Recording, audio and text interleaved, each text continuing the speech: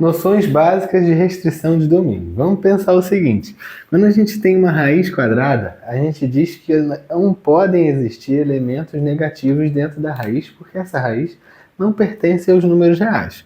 Se eu tivesse, por exemplo, a raiz quadrada de menos 2, né, ainda no finalzinho, no comecinho do ensino médio, a gente diz que essa raiz não existe, e depois a gente vai entender que essa raiz não pertence aos reais, elas pertencem aos números complexos.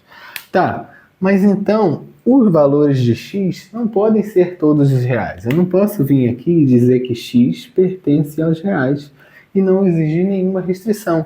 Afinal, essa raiz quadrada não pode assumir valores negativos.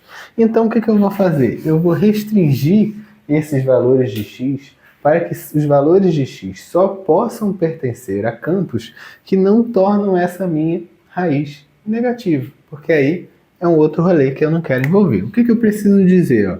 X mais 9 precisa necessariamente ser maior do que zero.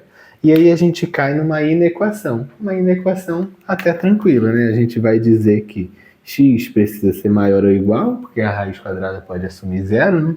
Maior ou igual a menos 9. Isso quer dizer que o meu x pode assumir menos 10, por exemplo. Menos 10 mais 9 vai me dar menos 1.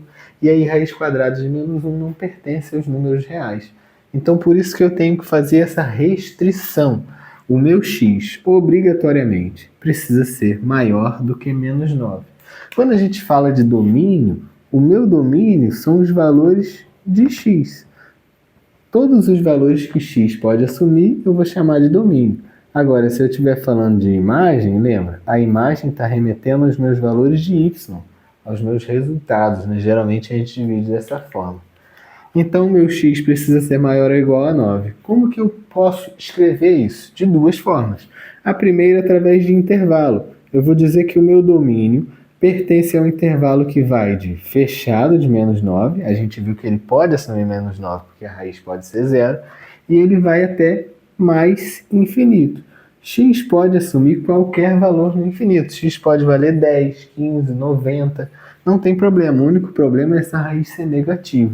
Agora, a minha imagem, ou seja, os valores de y, os meus resultados, eles podem ir de 0 até mais infinito também. Ou ainda a gente poderia dizer assim, ó, o meu domínio é x pertence aos reais, e aí eu boto esse tracinho para indicar tal que x precisa ser maior ou igual a menos 9. Fecha essa chave.